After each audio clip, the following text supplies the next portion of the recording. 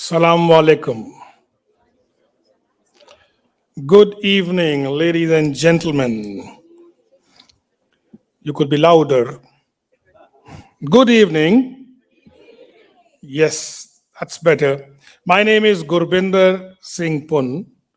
If that's a tongue twister for you, uh, let's try a smaller version. You can call me GP, as in general practitioner, which I'm not. I'm a simple human being here in Oman for, I guess, 75% of my work life. This is home to me more than, I think I come from India. Um, you can make it out.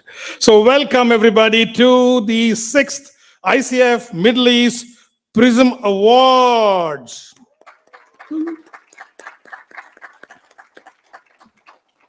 Well, these awards are being hosted in person, so I can see you are sitting next to each other and not looking at a 4x2 screen this time, which is a change.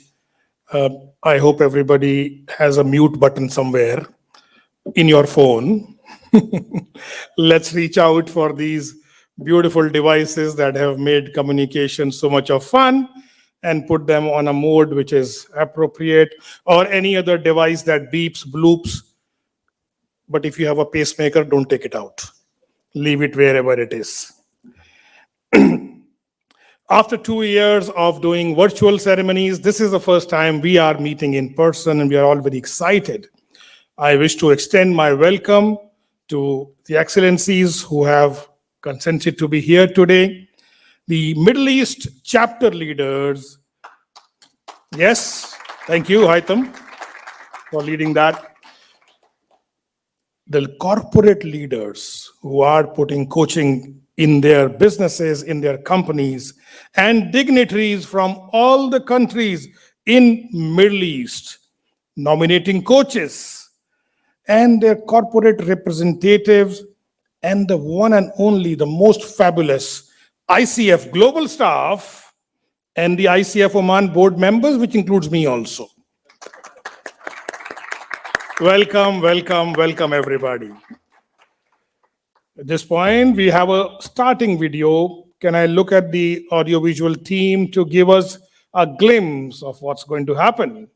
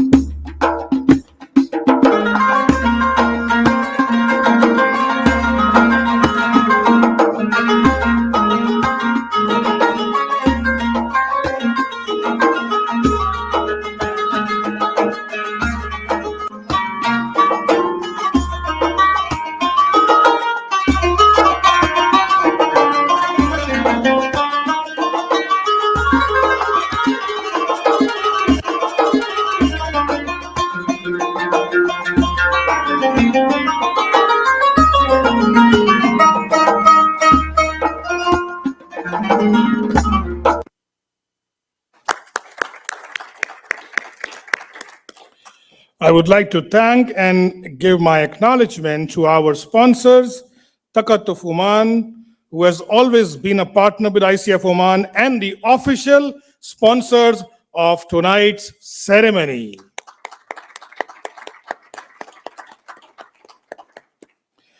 Oman is pleased to host this award ceremony, joining UAE and Egypt, who had hosted the first 3 in-person events. The last 2 events were online. Our agenda for the evening is coming up on the screen now. So we have a keynote speech from one of our eminent speakers on culture coaching.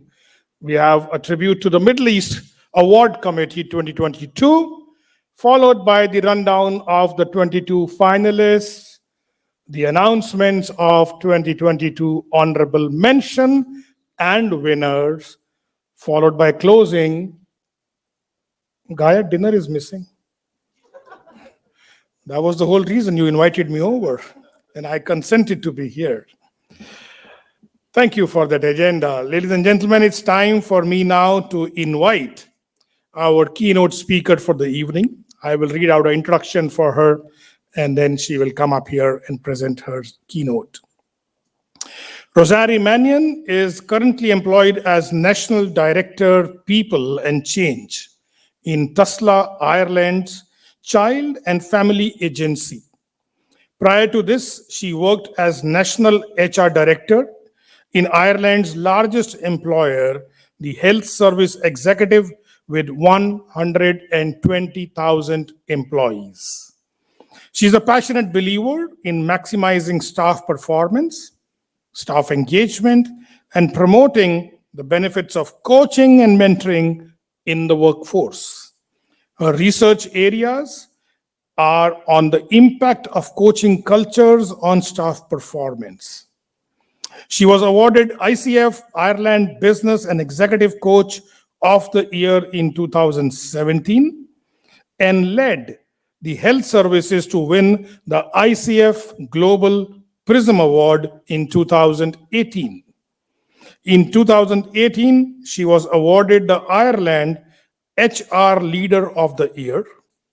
Zarrin is a PCC coach, a chartered fellow of the CIPD, a qualified mediator, executive and conflict coach, and holds a BA, HDIP, MA, and MSc. She is a chartered director and is currently the board chair of POBEL, while she has served as director on the PC board of the International Coaching Federation for 3 years. If you want to learn more, please visit www.rosarrimanian.com. And at this time, please help me welcome Zarrin to deliver her keynote address.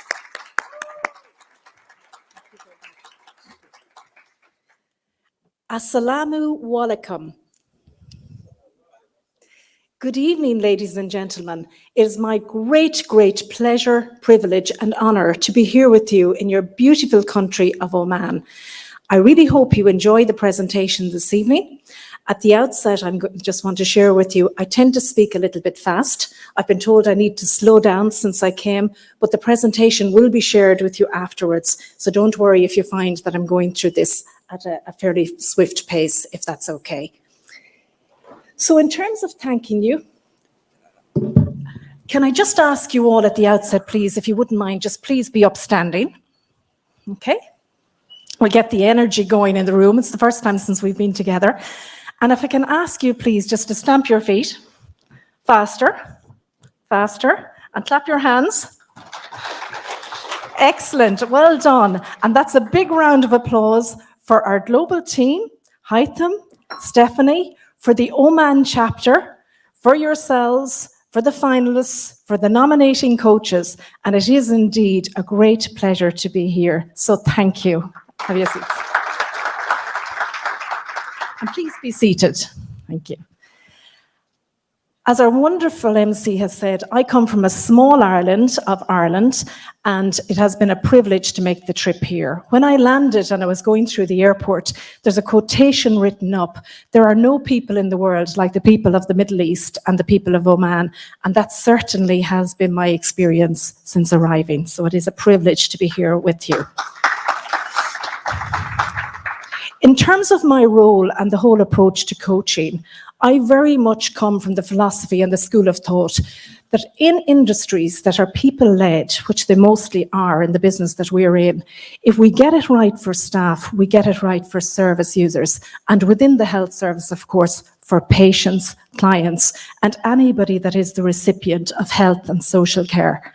Professor Michael West in the UK has researched and studied very extensively on the impact of good people relational practices on patient outcomes. And the evidence is there, ladies and gentlemen, people management practices, and that are underpinned by good coaching approaches and coaching cultures, the outcomes for the patient and public are much better. So there is a very established business case around why we might want to promote a coaching culture within organisations, and particularly within the health service. What you are looking at here, folks, are some headlines in relation to the Irish Health Service. They're not the most positive, they're not the most encouraging, but they are accurate. I am sharing this with you to give you the context around the background of introducing coaching across the health service. You will see in terms of context, it's a very highly complex service. We have almost 130,000 staff. We have a budget of 20 billion. We are providing a mix of statutory, which are government-led services, and outsourced or voluntary provided services. We have an ageing population in terms of demographics. So I suppose why I'm sharing this with you is to give you an idea. You possibly will not get a more complex environment around which to pursue the introduction of a coaching culture. In terms of the role that we provide, it is pretty unique. When we work in health and social care, we are providing a service to society. We are intervening in people's lives, sometimes when they're at their most vulnerable, and sometimes when they don't welcome that intervention.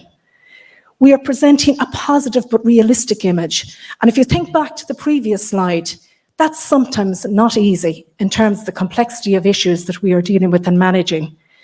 We are obviously influencing policy planning. We are not operating as an island or a unit. And of course, everything that we do, we want to co-design with our service users. In terms of the scale of the services we are providing, you will see there is a very, very busy area to work in. Huge amount of activity, a lot of complexity. When you think of hospitals, community services, individually provided services, all working together to achieve these outcomes. What you're looking at on this slide is a day in the life of staff who work within the acute hospital system, which is probably funding around 60,000 or so of the staff that we employ. And again, you will see the scale of the work that's involved and the complexity of delivery. Against that background, we know that the changes that we are facing in the workforce required a different philosophy, a different approach. And quite simply, continuing to invest in the way we had done, in your ordinary leadership training, in your multidisciplinary approaches, was simply not going to deliver what we needed in terms of really advancing the workforce for our staff, and obviously more positive impacts then for our public, our clients, and those we serve.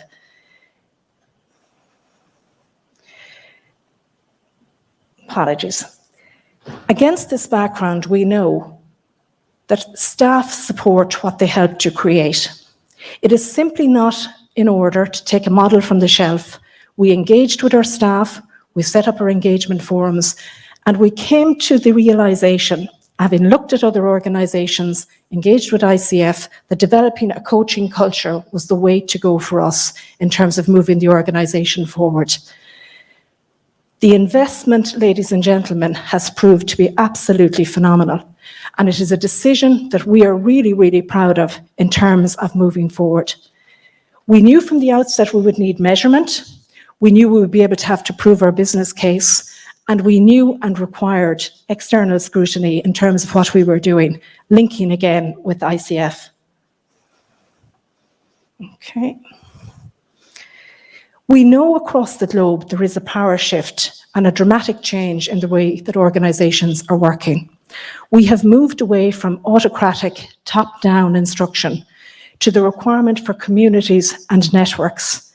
This is why coaching is such a unique and valuable approach.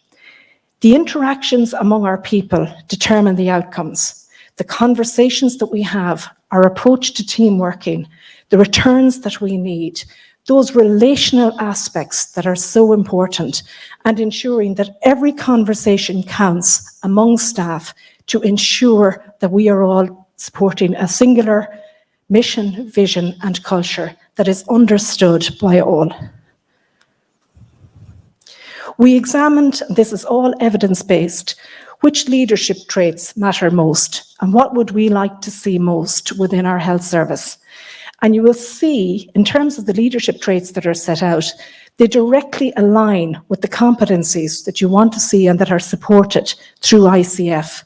So again, the whole coaching model just really fitted what we were trying to do and how we wanted to advance the organisation. This slide is titled Towards a Coaching Culture, because I don't think at any point you can ever say any organisation as complex as the one I have described has 100% reached a coaching culture. We are always on a journey, we are on a trajectory, we are growing and changing. And we know as well that meaningful behavioural change is very, very hard to do.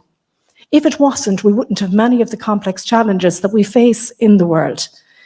And nobody can really make us change unless we want to. Again, this is why the coaching model is so well suited and fits exactly with what we were trying to do. It's speaking to the hearts and minds. It's allowing our staff to be the experts in their own life. It's giving our staff voice. It's creating those constructive conversations that we need in terms of multidisciplinary team working. In terms of introducing our coaching approach, we had measurement from the outset. We had a mix of internal coaches and external coaches, all ICF credentialed. Very important to have that standard. Open access in terms of allowing all our staff, regardless of where they are in the organisation, grade level where you report, but they have consistent access to coaching. The importance of peer support and supervision, communities of practice, reach into the organisation, that we can touch everybody. Of course, we must have relentless support and follow through.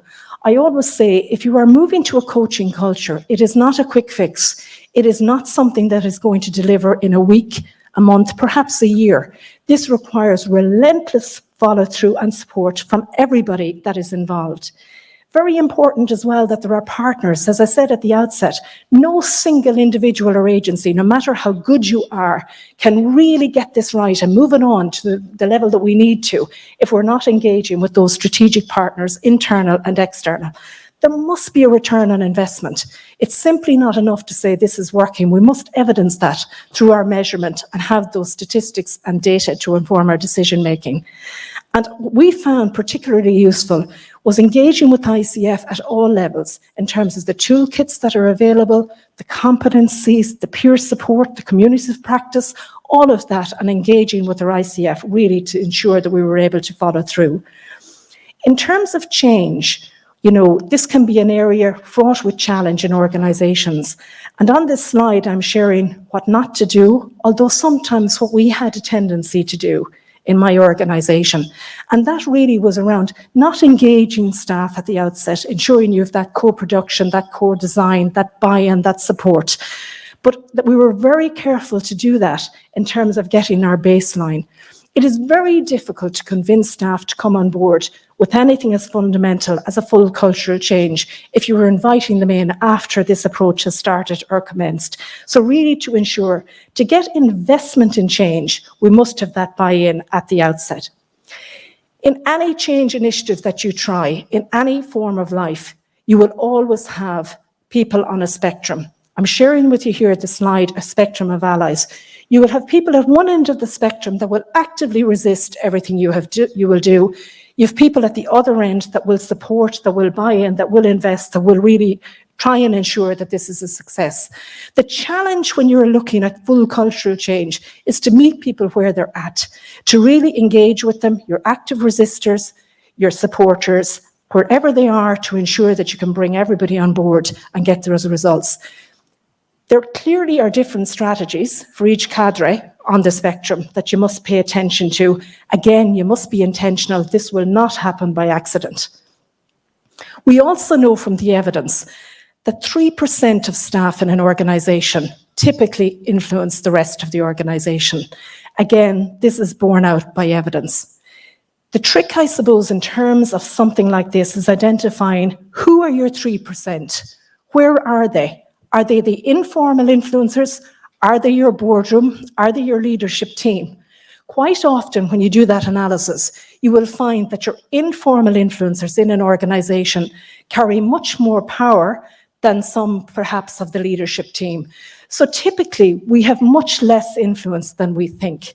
In terms of the study that we did, we found that our greatest influencers were the ladies in the canteen, the car park attendant, the gardener, etc.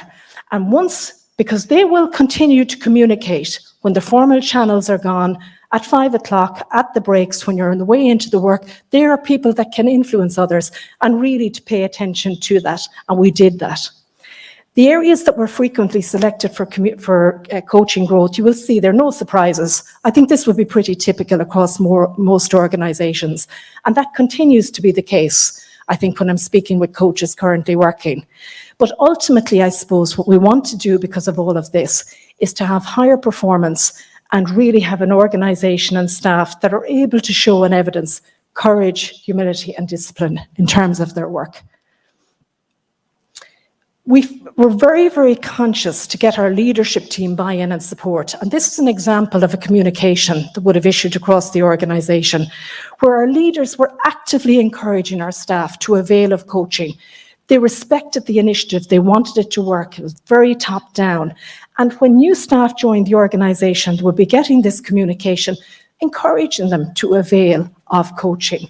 It's no longer seen as something if you're in a difficulty or you don't know what to do in terms of your first aid. This is actively promoted for our high potential and our high potential staff that really needed that particular stuff. I thought Stephanie was coming there to tell me to speed up. Thanks, Stephanie. The outcomes there in terms of individuals and team coaching, you will see pre and post. But across the full trajectory, you will notice that the outcomes post-COVID are what you want to see in the health sector and what we wanted to see. So we moved, I suppose, to a more transformational approach to change, more collaborative working, better engagement, more effective team working, all the things that you want to see. This is the evidence that we found. You might ask me, what are the essential ingredients? What do we need to do? Well, I have covered some of these, but obviously that need for leadership support, to make sure that you have that at the outset, make sure that there is not an inconsistency in the message, but that your leadership team are saying, this is the way we need to go, this is valued, this is what's required. I've said about open access, your external partners, your reach, all of these absolutely essential. And again, I must reference the ICF resources and support. They are all there, they are all designed. It's a question of lifting them and using them within your organization. So what were the game changers? The establishment of our Leadership Academy. Traditionally, we would have had an approach where you identified training that you thought might help, you got your funding, and off you went. With the Leadership Academy, this was much more integrated. So it was determining what the organization wanted to invest in. Coaching was used as an approach throughout the Leadership Academy for all grades of staff. So we were getting that consistency. It was used through our recruitment process. It was used through the full life cycle. And that's something that we are still working on and advancing. We really enhanced the clinical support. What we found as well, that our clinical leaders were crying out for this in terms of the complexities of the work that they were dealing with, particularly around the multidisciplinary team working. We had consistency. So basically, there was one message going, as I said, from hire to retire in terms of what we wanted to see. We had our own internal accredited ICF coach training school that we worked for, I'd say, 2 years to advance. So we actually were training our own ICF accredited coaches, if you like, in-house. And again, huge support for ICF in doing that. Naturally, board level support, and of course, data. I always say without data, it's just an opinion. We had our data from 25,000 staff, pre and post our coaching initiative, around what it felt in the organisation and their view. The slide I'm sharing with you, I think traditionally we may have had an approach that we were trying to change our staff. We were trying to change maybe even the recipients of our services to fit into a system that we thought was correct. And what we found really post-coaching is that our staff feel, no, we don't need to change, the system needs to change. And this is really telling the story of allowing our staff to perform. They're highly educated, they are the experts in their own role, they are the experts in their own lives, and to get the best possible return that we can, it's really, really allowing your staff to fit into the organisation and allowing them to perform. In terms of some of the results, I'm not going to go through these line by line, but you will see we had very, very, very tangible outcomes in terms of what we did. We had redeployment of staff, we had doubling up of roles, we had the establishment of a new agency without one industrial relations issue. We used to spend quite a bit of time, as I call it, in third-party land dealing with disputes. There was not one dispute unheard of. We fully reformed our National Ambulance Service. Again, a huge tribute to the staff who adopted this coaching approach and really, really delivered for us on that. I'm sharing with you the results of our engagement survey. As I said, we're on a journey, a lot more to do, but you will see in terms of the data, significant improvement across the full range and trajectory of areas that were assessed and studied in the survey. Again, in terms of the thematic content, what we were looking for, pour over these in your own time as well and come back to me if you need to. We have the micro data in relation to each of these headings. And I suppose in terms of the summary, as I have said, significant improvements across all areas. Staff more engaged, staff feeling more valued, retention improving, recruitment improving, the return on investment there evident and obvious for all to see. And quite simply, of all the initiatives that we had tried, there was none more successful than bringing in our full coaching approach across the organisation. I don't know whether this is a cultural thing in Ireland, but I think we have a tendency sometimes to look for, what are the negatives? What if this goes wrong? What if the board don't like it? What if we spend this money and it doesn't work?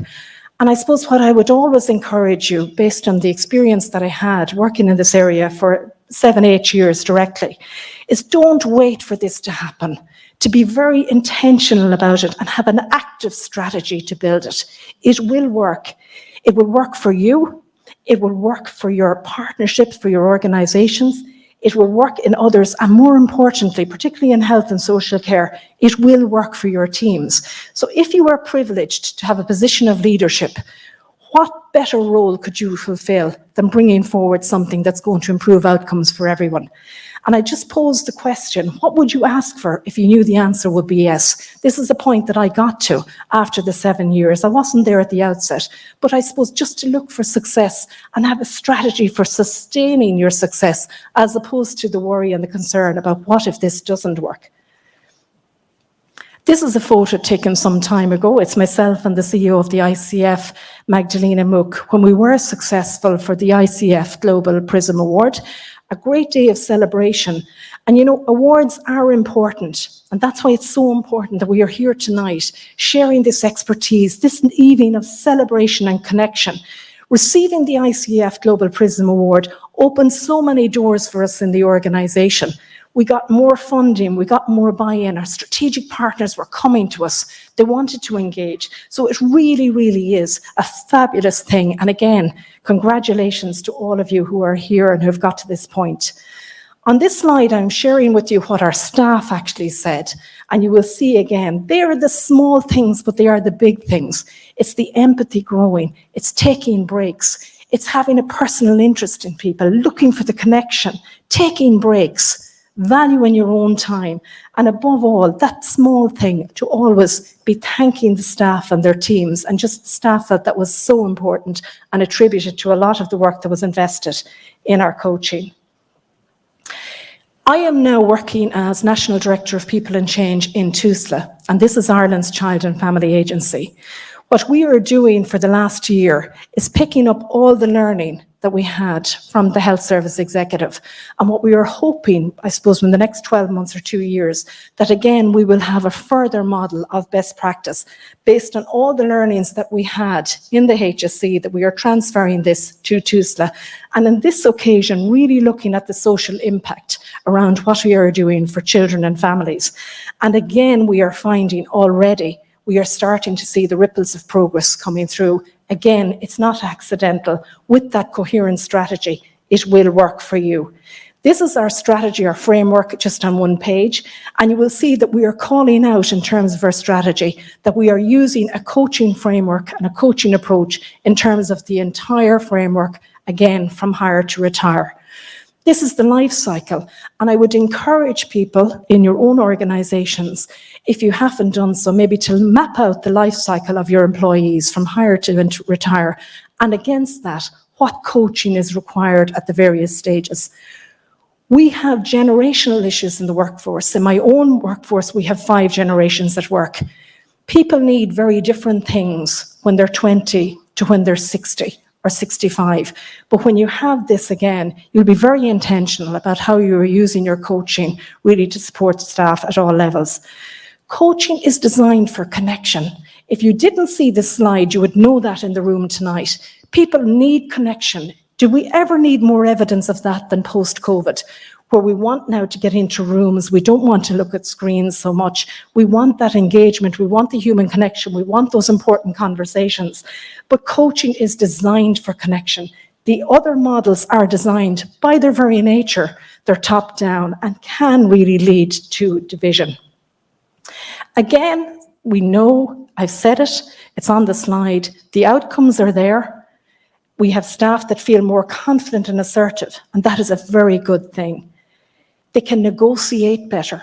We're not ending up in third parties. We're not having conflict. They are supporting cultural and emotional intelligence, particularly in health and social care. Human services delivered by people, for people, with people. Coaching is the approach to lead to better, return. And ultimately, what I would say, it is a win-win approach. It definitely is a win-win option. In terms of organisations. It's not easy. It's not a sticky plaster. What I'm saying here, it is the big, hairy, audacious goals. I'm sure many of you have heard of that, but it certainly is. It's the single best investment that you can make in your leaders and your teams. I would suggest if you're doing this, try it on a single site, depending on the organisation you're in. Maybe not to go at this in terms of a major change in an organisation if you haven't tried it out. The skeptics will come on board. You do need somebody leading and driving this that fundamentally believes in it, that will be consistent to it, that has credibility, that you have the support of ICF, your credentialed coaches, or whatever. It is not a quick fix, but all I can say, ladies and gentlemen, it is the best fix that I have seen in a complex environment that is delivering for us. We have the evidence, we are able to scale and share. It is one to pursue, and really it's a pleasure and privilege in terms of having roles that allow us to do this. Again, what I'm saying, it's not an easy goal. If you want an easy life, if you want to do something different, don't start with this particular one. But it will inspire and incite a team like nothing I have ever seen. When you get the team engaged, whether it's availing of coaching skills, training to be a coach, coach supervision, on the external panel, on the internal panel, the excitement is palpable across an organisation because staff are in control. It's not the top-down model.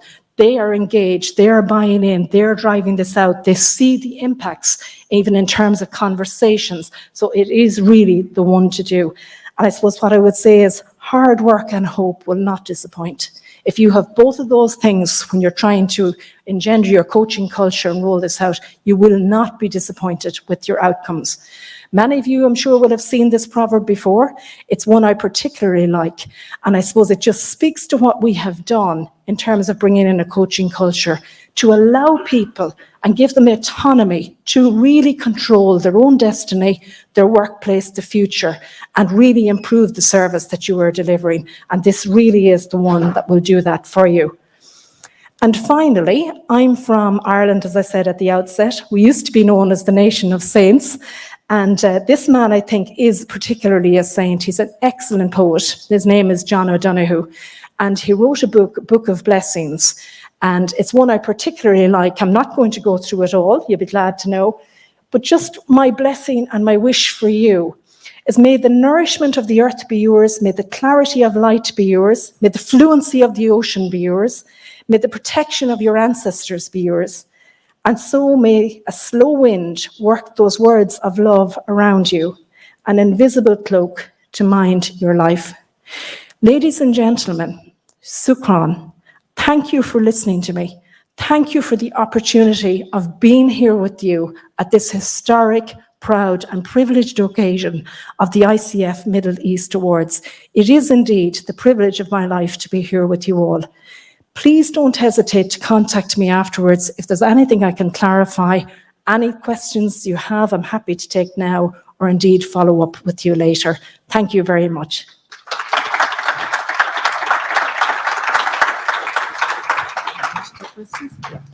So we'll have about 10 minutes for questions. We have two volunteers with the mic, one on my right and one on my left.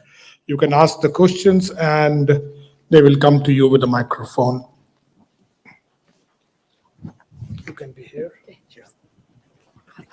Thank you.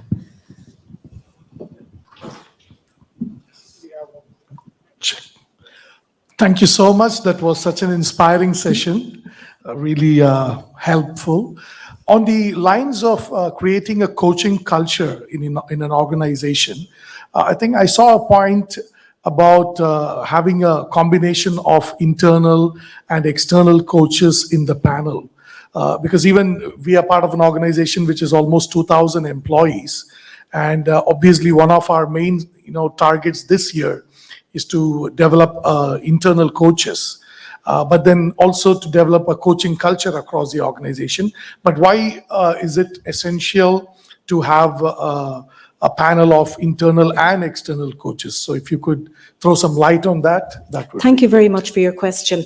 My own view is that certainly in the organisation that I came with, it was absolutely essential.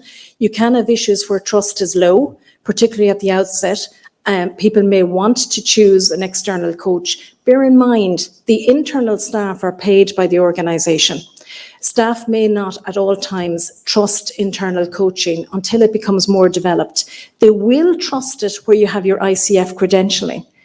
So you have coaches that are real coaches, and that is evidenced by their qualification. Notwithstanding that, some individuals that may have had a bad experience in the organisation, they mightn't have received things that they wanted to, etc., etc. They mightn't have found the environment what it should have been. So there can be fault on both sides, and they usually will opt for external coaching. But when you are trying to get a fully fired up coaching culture from hire to retire, you need to have all the pieces in place. So if somebody wants coaching, you're setting this mantra, this is the way to go. You need to ensure they have the option of availing coaching. It's really, I suppose, in summary, meet people where they're at. When the coaching becomes more established, after 12 months, 2 years, it's not as big an issue. But certainly, I think it's just a choice and an option that you should have available to staff. Thank you for your question. Thank you. Very interesting. My question is around the return on investment. You mentioned that early on people will start asking the what if question. And please, I would love to know more and share with us your experience around how to build up your case, how to have a convincing argument, especially with business people, for-profit organizations, on quantifying the dollar income and revenues. So how to do, what are the best practices here, Fanny? Thank you. Thank you very much. Just to summarise, to make sure I'm understanding your question, it's really about the business case and selling that internally, and how did we do that? Yeah, exactly. Yeah, thank you very much. Especially in terms I think, of yes. quantification and the impact on the top line revenues. Thank you. Well, in terms of what we specifically did, we costed all the time we were spending on third-party cases. So that would be what we call the Workplace Relations Commission, the labour court, hiring investigators, mediators. We put a cost on that.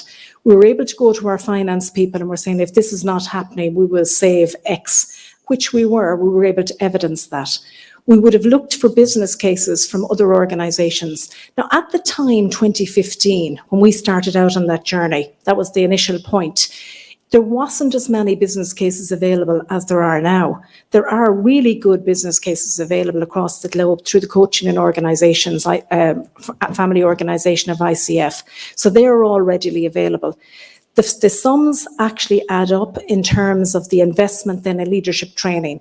As I said in the presentation, we had situations where if somebody wanted to do something, they wanted to become an accountant, they wanted to become a mediator, whatever, they were self-selecting that, but it wasn't aligned to the organisation and strategy. So within the Leadership Academy, the organisation got ahead of that, and we were able to say, if we are spending 1 million on leadership development or whatever, this is where we are targeting. We're going to be covering vacancies. We're going to be growing our own staff. We are going to be self-sufficient. We will not have as many issues around retention, recruitment, selection. And again, you put a figure on that. So you have to be able to put a financial figure on everything you are doing in order to get support for that business case through finance. And we were able to do that. And I have a template, if it's helpful, if this is a route that you're starting out on in your organisation, that you might want to look at and maybe pick pieces from that. I'm happy to share that with you. Thank you. Thank you. It was really great. And actually, I came from the healthcare sector. Great. And just 1 year ago, I had an opportunity to be coached. And I found that really an eye-opening experience. It's very enriching experience. It came at a time when everyone is stressed because I had a leadership role in one of the largest healthcare organizations in the country.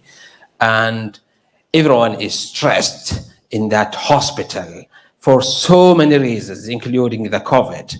So many decisions have to be made in a very short time. Interaction with people with at different levels, different motives, and so on. So it was really something that helped me to sit back and, think there's something else here I can learn. Actually, what I started to learn is that this is a sort of potential that a lot of people have not put attention to. The problem, a lot of clinicians, even seniors like consultants, they don't think on this. They've been taught as like a scientist. They focused on that. So they never thought about the importance of being coached. They have never thought of the self-reflection and its importance for their growth and wisdom. And I can see there's a real need for this in the healthcare sector. So the question to you now, how you can make that really well exposed and how you can market that in the healthcare sector.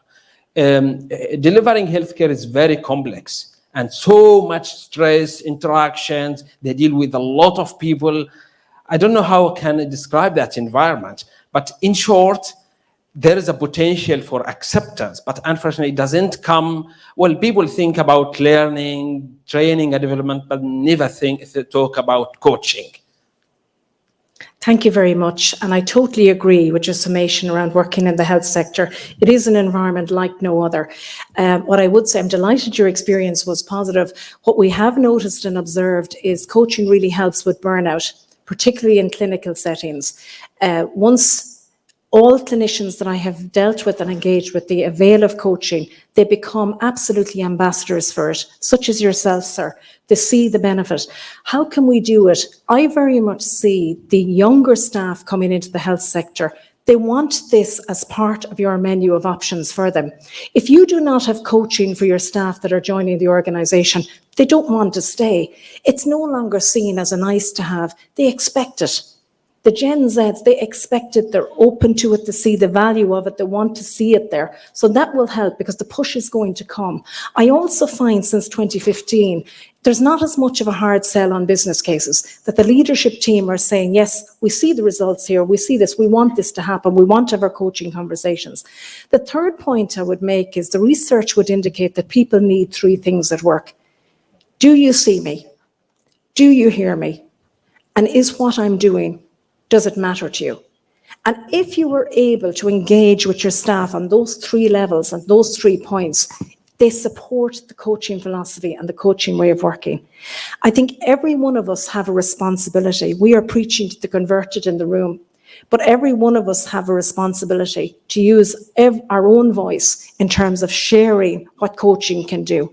In ICF, our mission is to create a better world through coaching. And that's what we want to do. So it's beyond the workforce, and it will help us do that. It will succeed.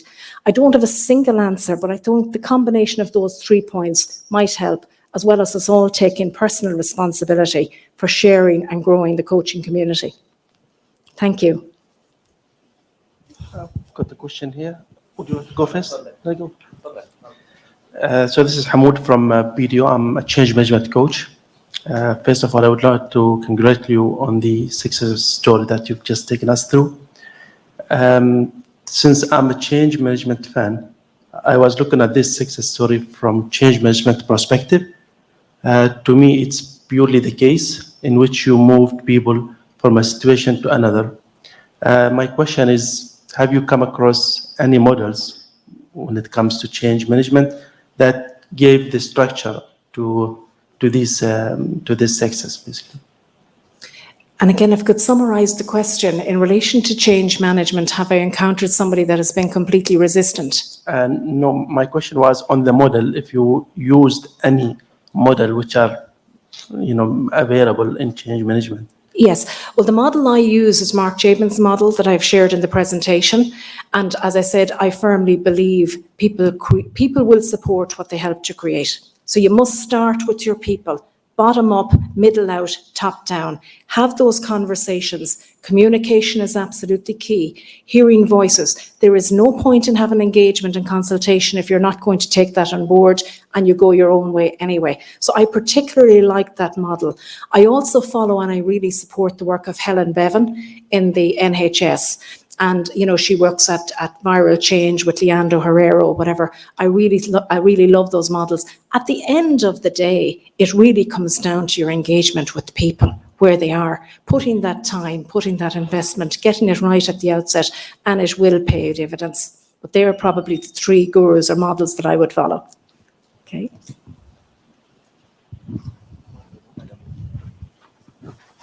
Hello. Well, if I may say, I commend you with your employee life cycle model. It's not a typical employee life cycle where you see the word attraction, recruitment, onboarding, hire to hire. It's more people focused, where it has I value, I participate, etc. I'm leaving. So I commend you for that model. It's amazing. With that being said, I come from a total reward background, and numbers are my life. I try to correlate that with the people behaviors and everything else. And while looking at your slides, the 3% influencers who are playing a big role in the organizational change, how would you identify them? Because I'm thinking out loud, I don't think 3% are mainly your high performers. They could be scattered around the organization, but they just never had the time, or it wasn't their time to shine yet. Would you mind shedding some light on that, please? Thank you very much for your question and your comment. I do appreciate them. In terms of identifying your 3%, what we did was pure nominees. They might not necessarily have been the high performers, but I think that's a trap we could fall into. There were the high influencers. So in terms of the change management approach, you needed them influencing, sharing, being the informal communicators. There's huge research on this, again, that I'm happy to share. Leandro Herrero has actually laid out on that. So to answer your question, they were peer nominated, agree, mightn't have been the highest performers, but they were the highest influencers. That might be because they have more time. If they're not the higher performers, I don't know, but they certainly did the job that we needed them to do. And I think traditionally, in terms of change, there were a cadre and a group that were ignored, and potentially a lot of them, because of their high influence, might have created problems from the sidelines. So if you're engaging them and you're bringing them on board, it's like the slide I shared around your spectrum of allies. Where are they?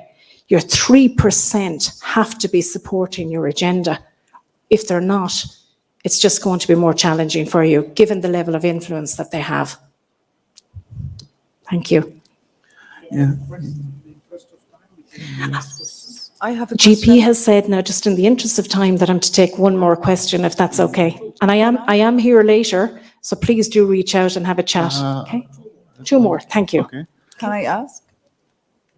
Yeah. Hi. Okay. Go first.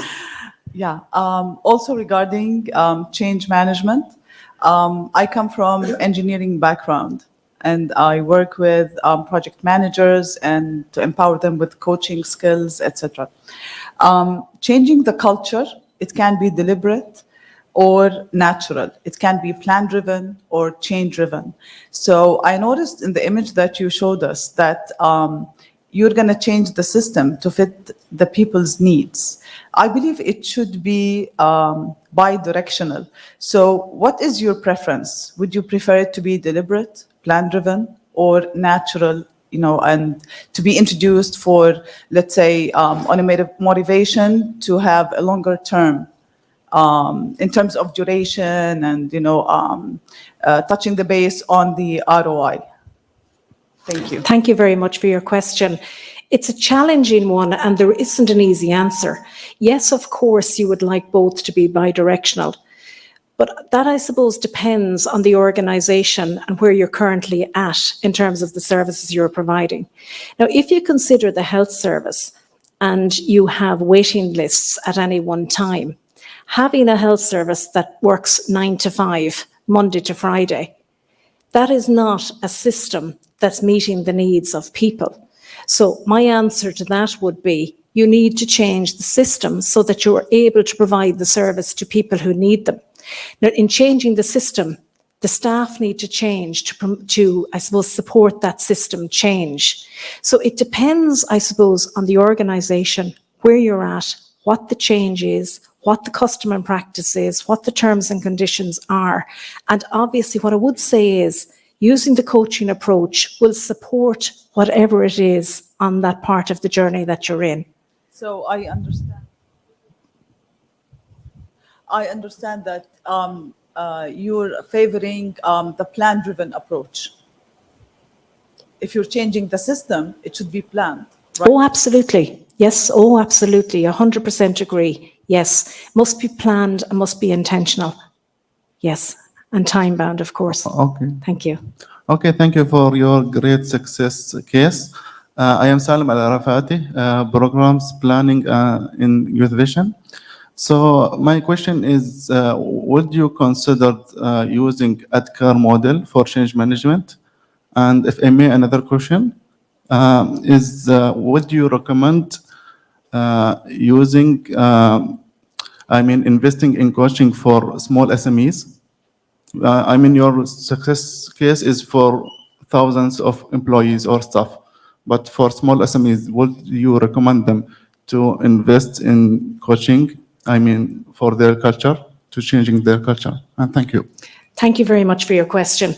I suppose in answer, I would say people are people, regardless of the organisation that they're in. They need the same things. Do you see me? Do you hear me? Is what I'm doing, does it matter to you? Is it supported? So I think approaching people in a respectful way, having that engagement, following everything I have set out on the slides, will work, I think, in whether you're small, medium or large. Specifically, I suppose, in a previous role, what I found worked very well in a smaller industry was Mark Lewin's model. Freeze, unfreeze, refreeze, or whatever. It's a very simplistic one. And again, I'm happy to talk to you, depends on the business that you're in. It just wouldn't work when you look at the complexity of health.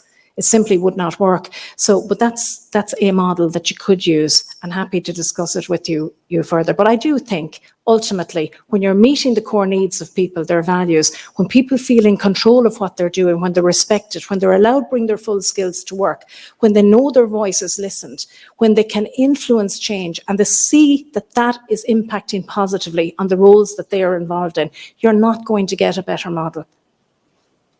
And on that note, GP, I must exit the stage. Thank you again for your participation. It has been a great pleasure.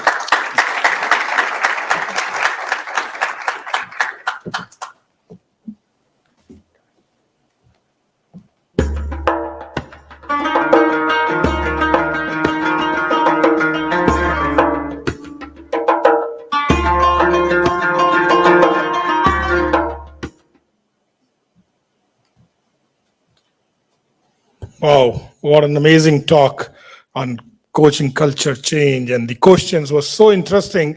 I think we want you to go ahead for some more time, but I was getting hungry, so I don't lose my focus. My take from this talk, if I might summarize what I got, was that coaching has the greatest return on investment, and especially in the people-delivered service. And also the importance of creating and utilizing strategic partners, internal and external, which I see as the employees, I see as the external coaches, and I think also International Coaching Federation becomes a partner in the whole process. And I think this is such a profound learning for all of us. Thank you, Rosari. Let's give her a big round of applause for sharing her valuable experiences and encouraging us to bring that model to our life. So in the announcing of the launch of the Prism Award this year, the ICF Middle East Prism Award Committee, representing ICF chapters from Oman, UAE, Doha, Bahrain, and Egypt, prepared a promotional video. And that video was posted on the awards social media pages to announce the launch of the award program for the year. I was told a lot of hard work has gone into it, but it was recorded both in English and Arabic. Little did they know that it was easier said than done. So here is what was happening behind the scenes before the videos were officially presented and posted. Let's look at the behind the scenes.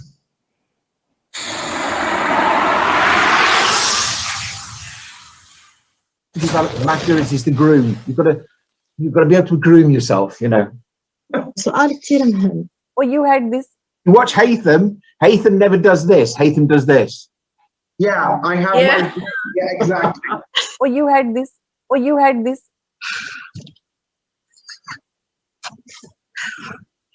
Switch it off.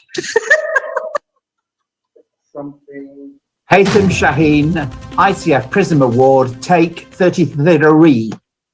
We need to get this done by 7 Shall I p.m. get the clap? I have a clap at home, the physical one. Do you want? سؤال كثير مهم. Again, ask the question, please.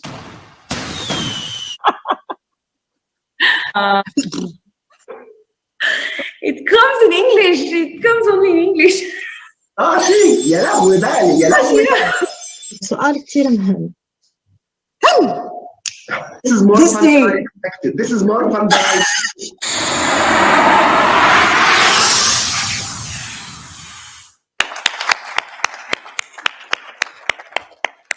Did I said they were working hard? It looks like they were hardly working.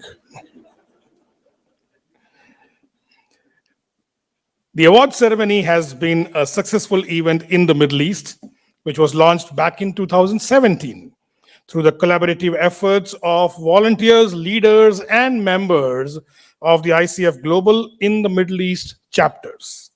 Back then, only 6 chapters were participating in this regional event. This year, we are proud to say that 10 chapters in the Middle East region are participating and collaborating in this year's event. The award ceremony has been a success from the year it has been launched through the partnership engagement and commitment of the volunteers in the region and the support of ICF Global. To pay tribute and appreciation to this year's Middle East Prism Award Committee, I would like to invite on stage 2 wonderful human beings. Stephanie Norris.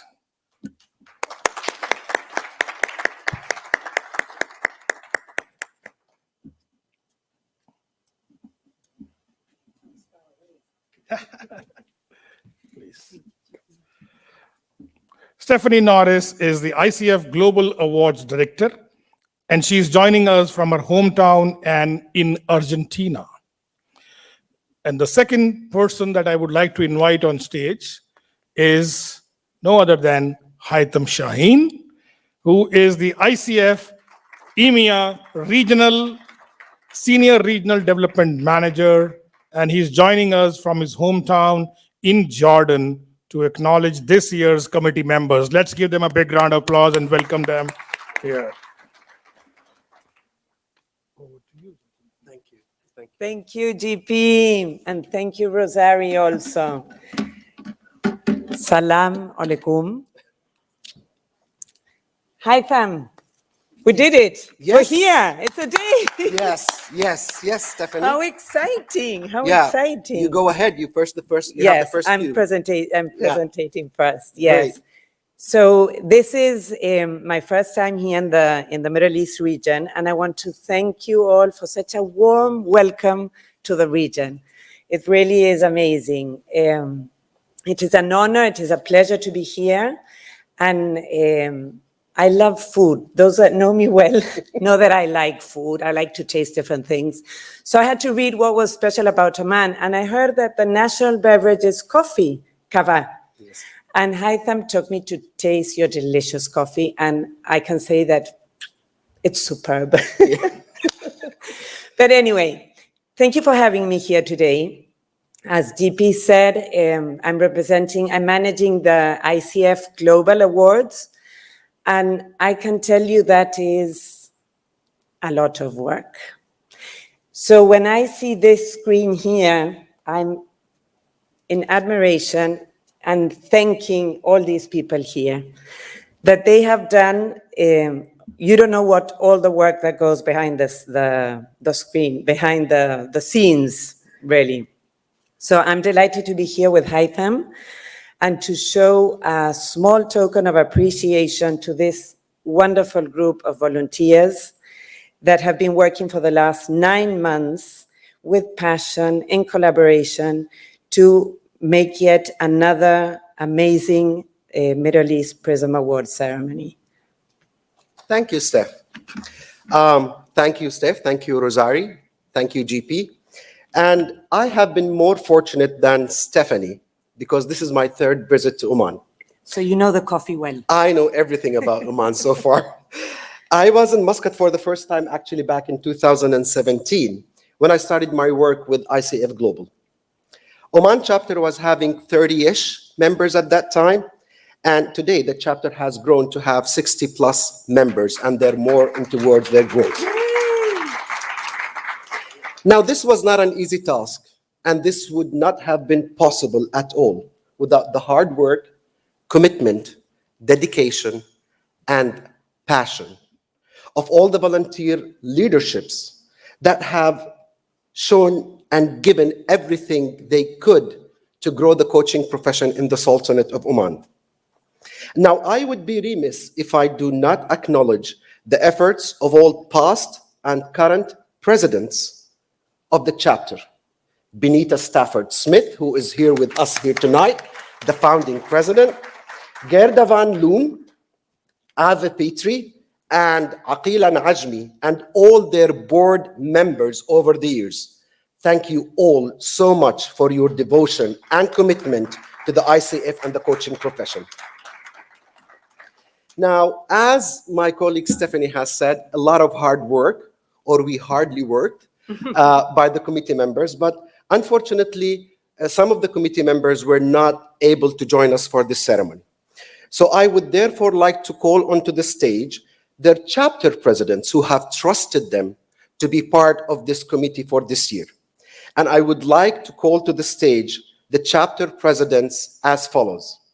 I would like first to call Halima Mawali, the president of ICF Bahrain, receiving the plaque on behalf of the chair of the Prism Award, Michael Jackson.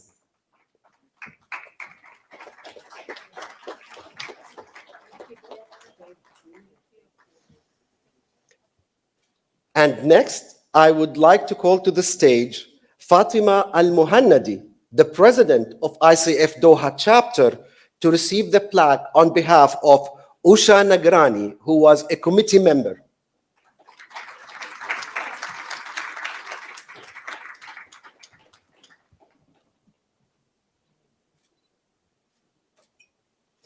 And I would like also to call upon Nuzada Hadi, ICF Egypt chapter president, to receive the plaque on behalf of Magdalene Munir.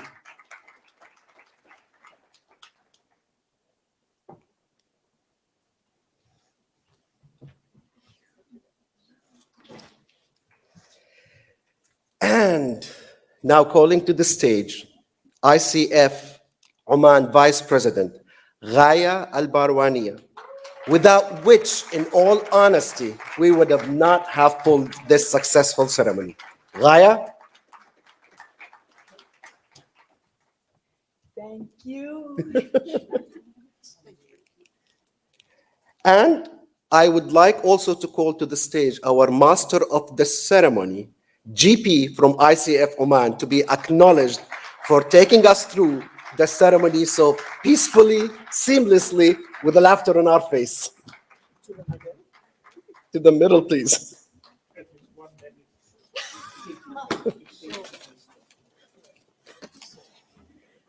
And we have one extra helper that we didn't announce. Yes, I would like also to give a hand of applause for Cal, who has come all the way with Ireland, from Ireland with Rosari to be part of this ceremony. Thank you, Cal, so much. Thank you.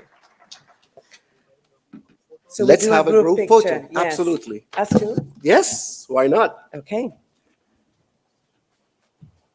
And for and chapter.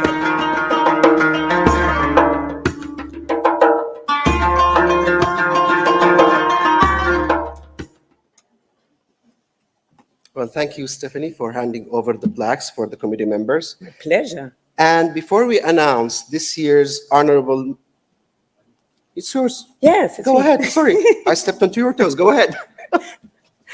Thank you again to this wonderful committee. Now we're going to talk about a little bit of the process. So we want to tell you that more and more organizations and businesses around the world are adopting coaching. And they're looking at equality and they want results. As we learned with Rosari with her presentation, all the wonderful tips you gave us and all the questions that came up also. So there's a lot of this going on all around the world. I know it through the global awards as well. I heard also that the Middle East nominating organizations for this year have met the highest levels of standards of this rigorous Prism Award, the international one. The Prism Award is measured by 4 pillars. One is the impact that coaching has in the organization, that's one. Then the standards, we look for the highest standards, the ICF standards. The strategy, so like Rosari was telling us, a vision, the mission, the culture of the company has to go along with the coaching program. And sustainability is the last one, so that the coaching can continue, the coaching program can continue. The Middle East panel of evaluators, this group of volunteers, was impressed by the degree of hard work, compliance, and professionalism that was demonstrated to develop a coaching culture in all of these nominating organizations. Now we would like to take a moment to recognize and to present our sincere thanks and gratitude to this group of qualified volunteers who assessed and scored all of the submissions for this year. I really admire all this volunteer work all over the world. I'm always in awe at the volunteers that we have at ICF. The Middle East Prism Award evaluators come from 3 different regions. We have from the Middle East, we're pleased to have with us, and I hope I pronounce the names properly, Osama Al-Moza, MCC credential coach from ICF Jordan. Thank you. Thank you very much. From Europe, Luciano Bucocci is an MCC credential coach from ICF Italy, who unfortunately was not able to join us today this evening. And Paras Goyal, MCC credential coach, who also unfortunately was not able to join us this evening, is from the Asia Pacific region, ICF Delhi in India. And now the fun begins. Well, we had fun already, but we're having more fun. So now we're mentioning that you've seen them before, but we're going to mention the 5 finalists from the Middle East who met all the eligibility criteria for the nomination. These are in alphabetical order. Also, I hope I pronounce them properly. MCAN Education from Saudi Arabia, nominated by Rosanna Albanawi, PCC credential coach. Rosanna, where is she? There, I had seen you. Mo Barakeh Steel Company from Iran, nominated by Aziz Mirdad, PCC credential coach. You can wave. Thank you. Oman Ministry of Labor from Oman, nominated by Akil Al-Ajmi. There you are, I've seen you. Saudi Food and Drug Authority, SFDA, from Saudi Arabia, nominated by Aref Al-Mubarak, MCC credential coach. There, front row. Zarrin Roya Company from Iran, nominated by Alireza Gezel. Is it correct? Okay, a PCC credential coach as well.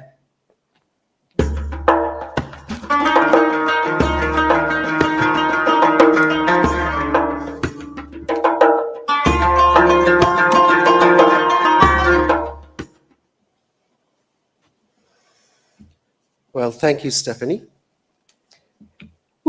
Before we announce this year's honorable mention and winner, we would like to acknowledge once again the nominating coaches and the nominating organization for their work, collaboration, and trust, adhering to the ICF gold standard of professional coaching, standards of coaching culture, and coaching in organizations.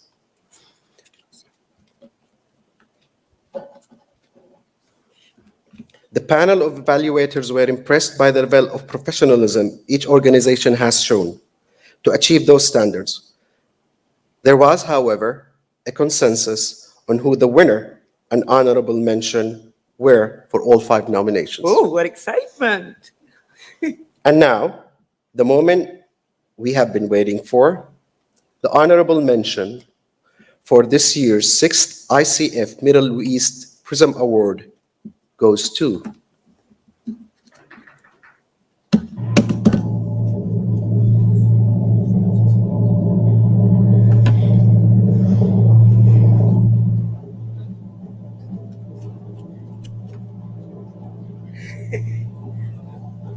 Zarrin Roya from Iran, nominated by Alireza Gezel. So I would like to ask Alireza and the company representative to come up to the stage to receive the certificates, trophies, and plaques, and to give a 5-minute acceptance speech.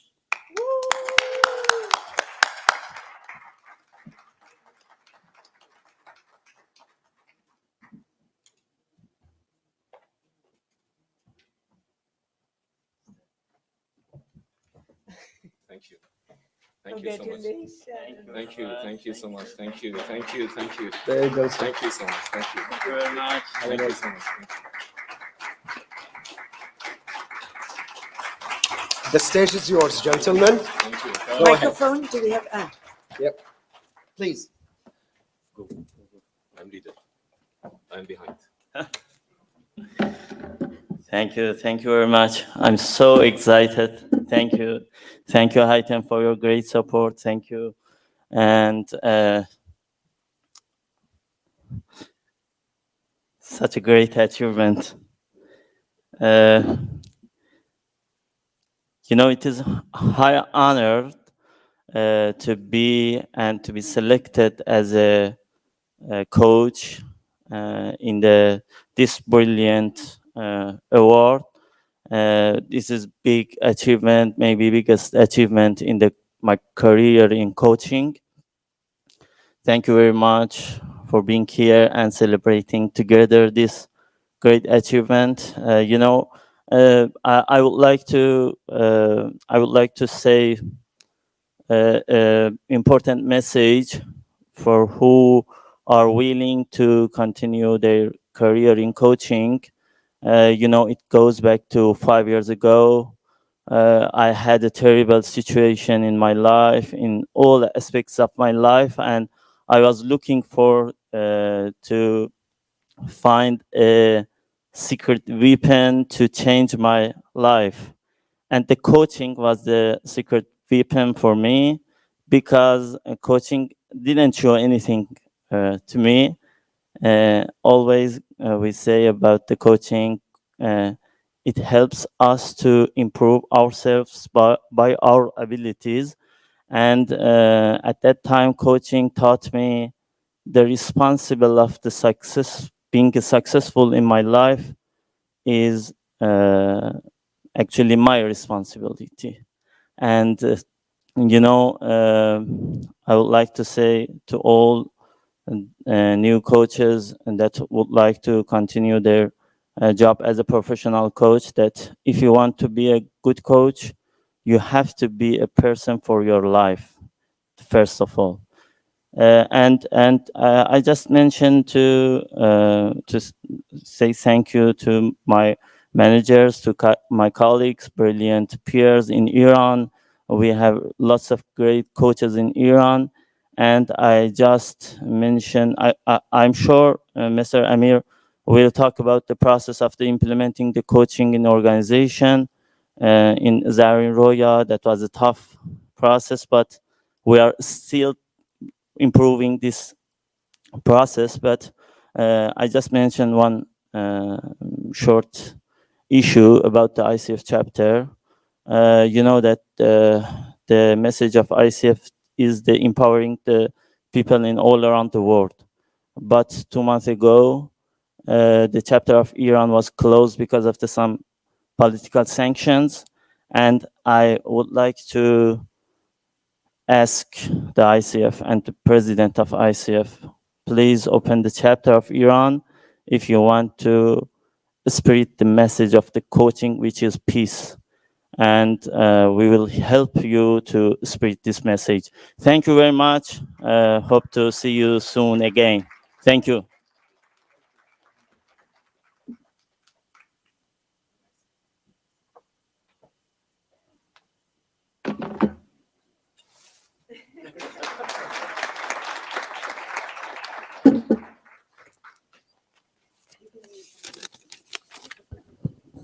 Okay. So, thank you, the Prism Award Committee, Mr. Haitem, and all the colleagues that helped to be here and celebrating the growth of coaching in Middle East. And I'm so happy that is awarded by ICF as a representative of the company. And I want to tell you that I'm so happy that get this award. I'm Amir, CHRO, external coach, PCC coach, internal coach, a father, a son, and so on and so forth. I have various roles, but managing all these difficulties and all these varieties really interesting for me.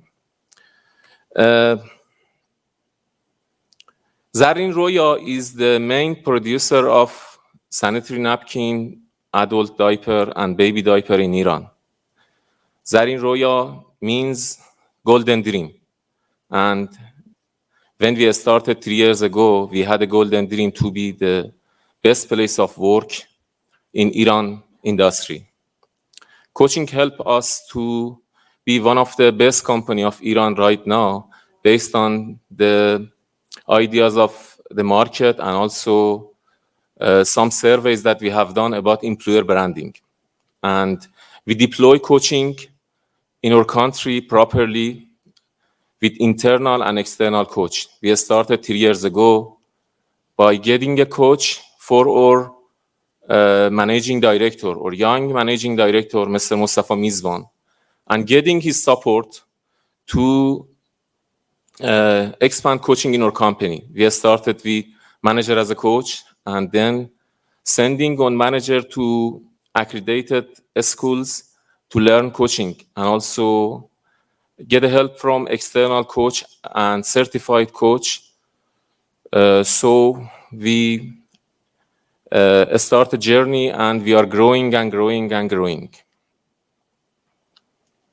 I want to thank you, my colleagues, my friends, all the coaches that help us, all the schools that train coaches in Iran.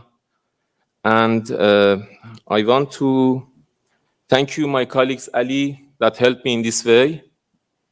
And I want to tell you that we believe in coaching that helps company to grow. We are under sanction in Iran, and we are struggling with too many economical problems.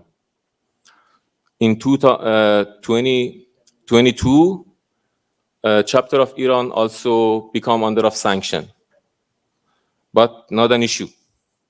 Nobody and no power can stop us.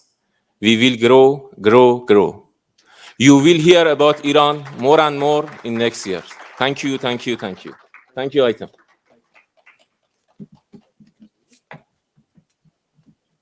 Thank you.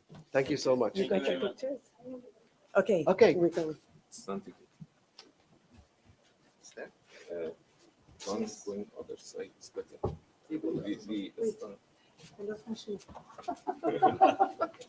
That was the issue. Okay. I stay here better. Yes.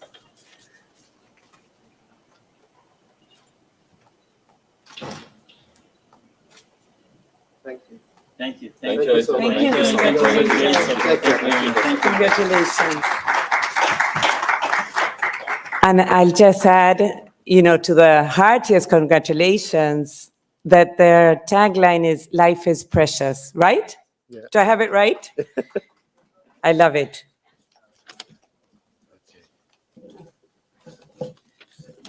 Okay. Now, I believe that we are ready to announce who the winner of the 6th Middle East Prism Award is. I feel I need an envelope like in the Oscars, right? Is everybody ready? Woo! Okay, so the winner is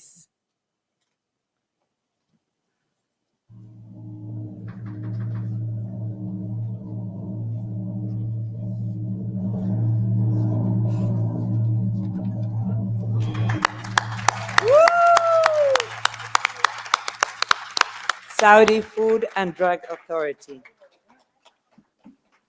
Please, can we have the nominating coach and a representative from the organization so you can give your acceptance speech? Woo!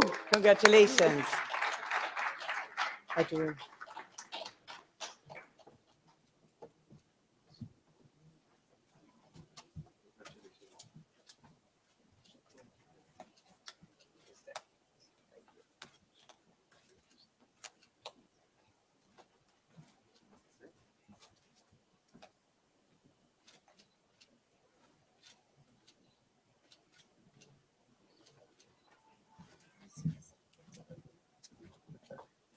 Floor is yours, gentlemen, and congratulations. Thank you.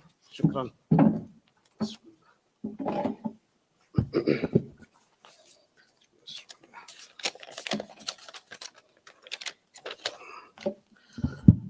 السلام عليكم جميعا وأسعد الله مساءكم بكل خير. معكم محمد الحوشان، مدير إدارة تطوير الموارد البشرية في الهيئة العامة للغذاء والدواء. في البداية كل الشكر والتقدير للاتحاد الدولي للكوتشنج ICF على مثل هذه الجائزة المشجعة والمحفزة للمنظمات على تبني الكوتشنج كأداة تطويرية فعالة. وكل الشكر والتقدير للإخوة في فرع الاتحاد في عمان على هذه حفاوة الاستقبال وكرم الضيافة. فالله يعطيكم العافية وكل الشكر والتقدير. يشرفني في الحقيقة الوقوف أمامكم اليوم ممثلا للهيئة العامة للغذاء والدواء لاستلام هذه الجائزة. وحصول الهيئة على هذه الجائزة يأتي تقديرا من الاتحاد الدولي للكوتشنج على الجهود اللي بذلتها الهيئة في تبني الكوتشنج وجعله جزء من ثقافة المنظمة خلال رحلة تطور ونمو للبرنامج على مدى 4 أو 5 سنوات ماضية. قد أتجاوز ال5 دقائق هذه إن سمحتموا لي بدقيقتين أو 3 باخذكم برحلة سريعة للسنوات الماضية كيف مرينا وتطورنا ونمونا. بدأت رحلة الهيئة مع الكوتشنج في عام 2018. أطلقنا أول برنامج تطوير قيادات على مستوى الهيئة ككل لتعريفهم بنموذج تحدي القيادة ومقياس LPI. بنهاية البرنامج، وهذه كانت أول مرة ندخل الكوتشنج في أي من أنشطتنا التطويرية، قدمنا جلستين كوتشنج مع كوتشز محترفين معتمدين من ICF لمساعدة القادة على فهم نتائج المقياس ووضع خطط تطويرية لتعزيز نقاط القوة والنقاط اللي تحتاج إلى تطوير. وكأي مفهوم جديد كان القادة يعني مترددين قليلا في الاستفادة من هذه الجلسات، وخصوصا مفهوم الكوتشنج كان جديد علينا وخصوصا على الجهات الحكومية في ذلك الوقت. لكن الحمد لله بعد الجلسة الأولى تغيرت وجهة نظر القادة، خصوصا بعد اكتشاف أشياء لم يكونوا يعرفونها عن أنفسهم.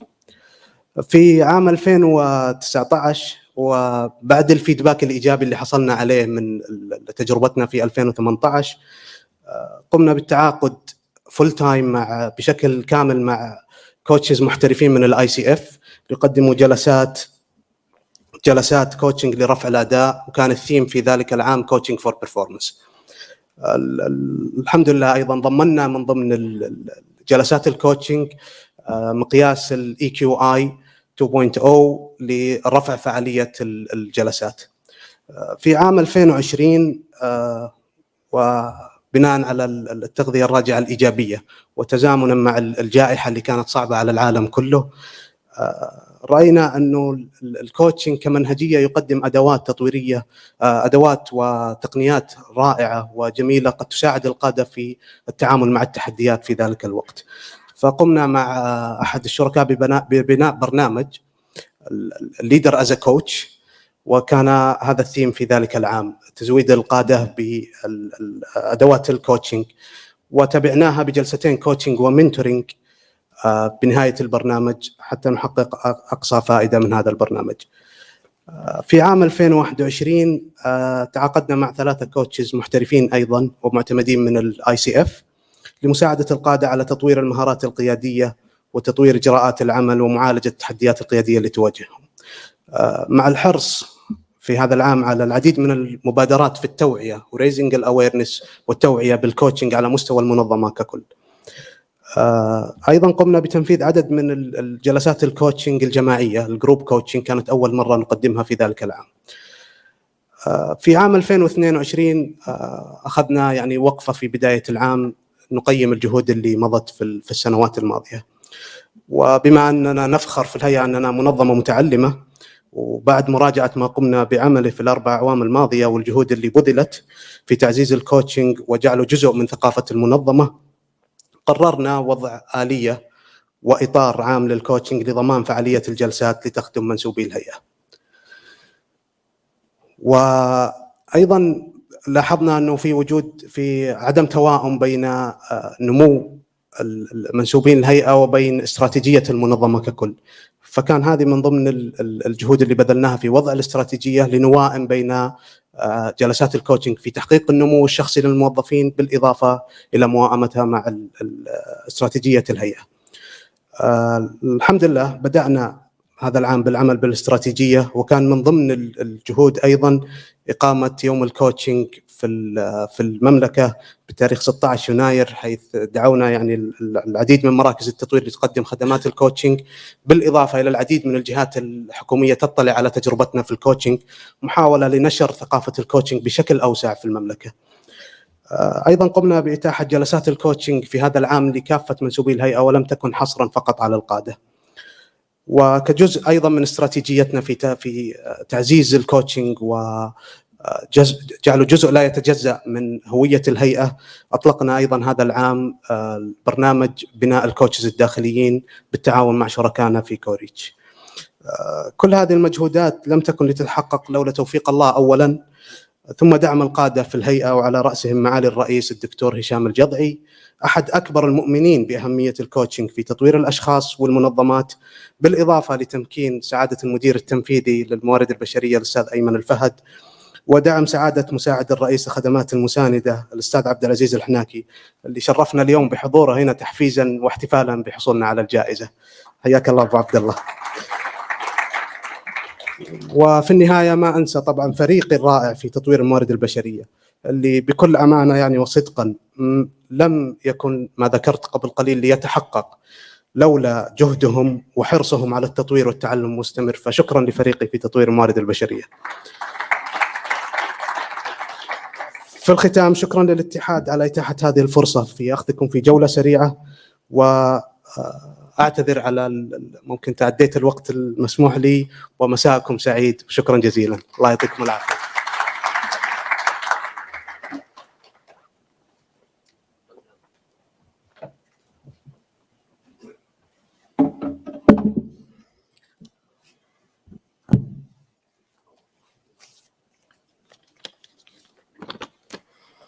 Assalamu alaikum wa rahmatullahi wa barakatuh.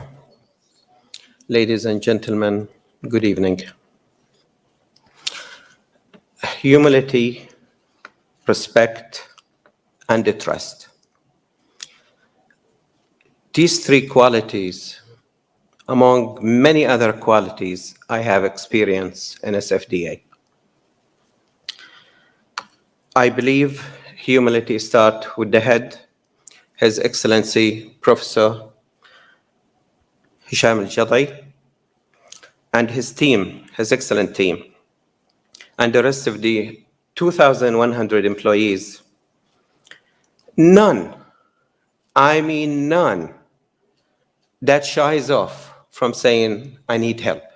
That's how humility shows up in SFDA employees. And everyone is open and so willing to learn and to grow in their professional and personal growth. Respect. The leadership show great respect to the coaching process, to the ICF standards, and to the coaches, and feel very proud of all coaches, and also proud of creating that coaching culture through coaching.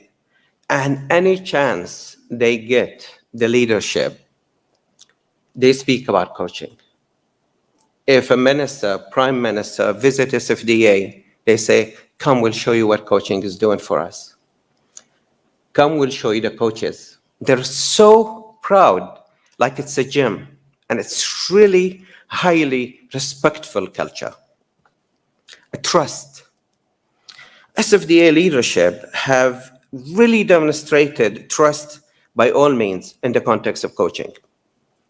They showed trust in the coaches, trust in themselves, they're capable and they're able, and they mainly have trusted in the coaching process, which have really made them dedicated, not only the time and budget and everything for creating that coaching culture.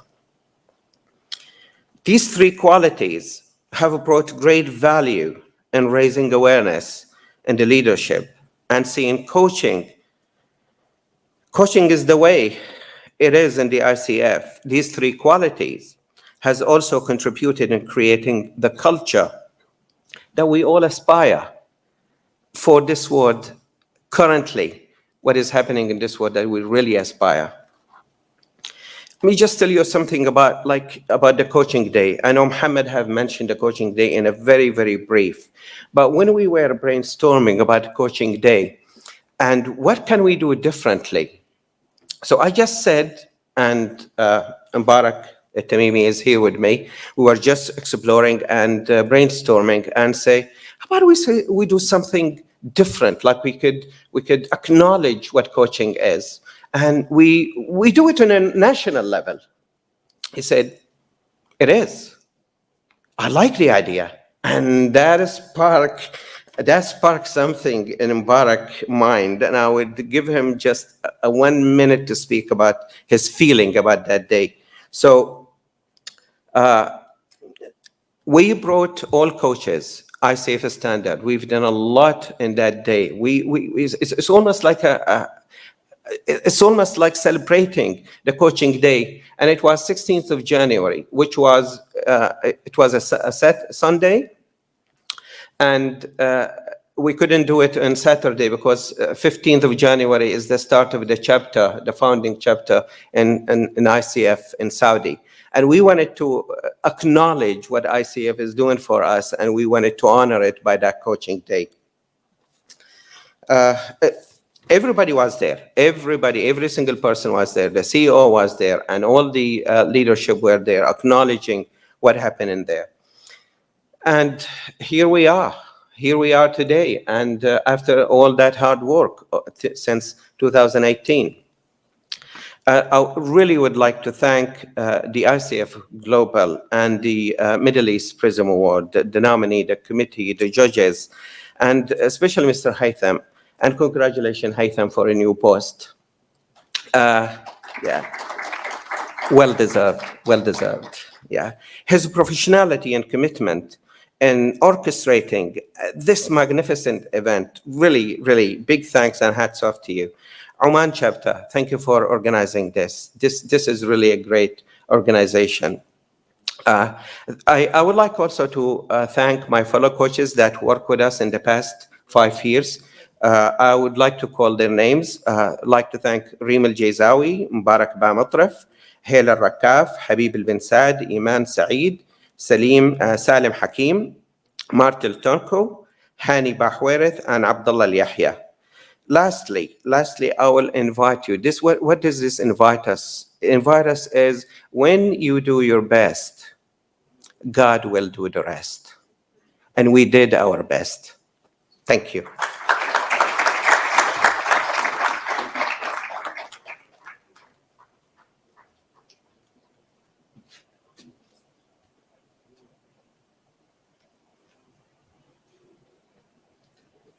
Haytham? Shall we? Yes. Congratulations. Thank you. Thank you so much. Congratulations. Thank you. GP, the floor is yours. Thank you. Let's give a big round of applause to the winners and the honorable mention. What a beautiful day. It almost looked like an Oscar ceremony to me. Next time we should have the envelopes as well.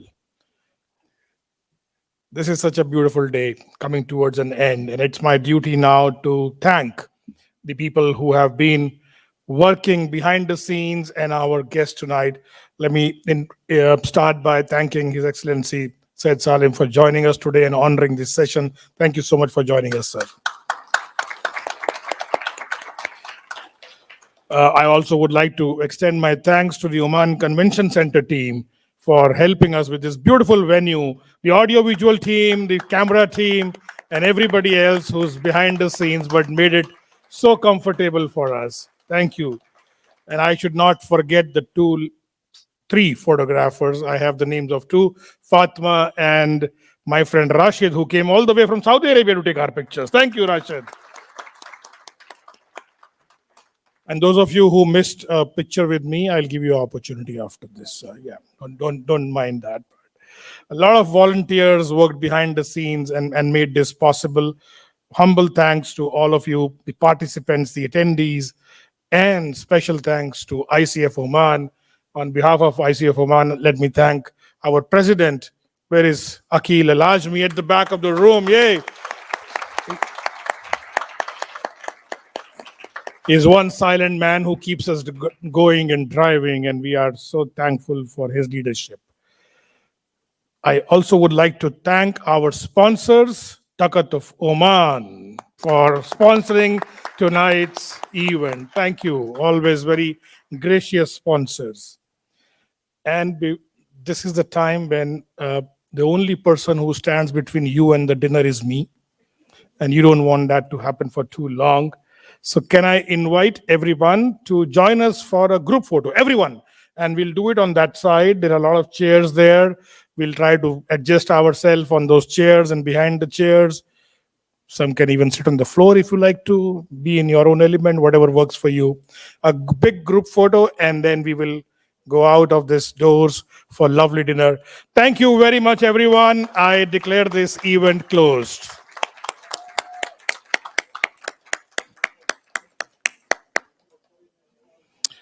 The faster you get a picture, the sooner you get food. So move fast.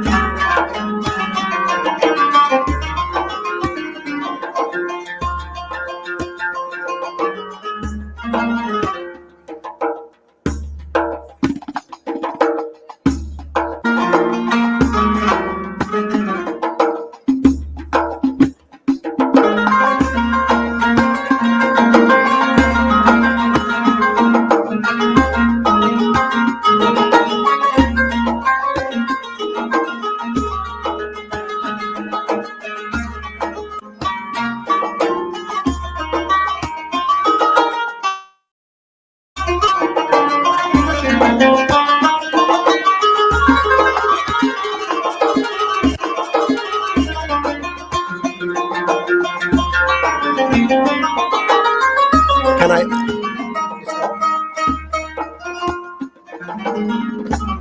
Yeah, please go ahead.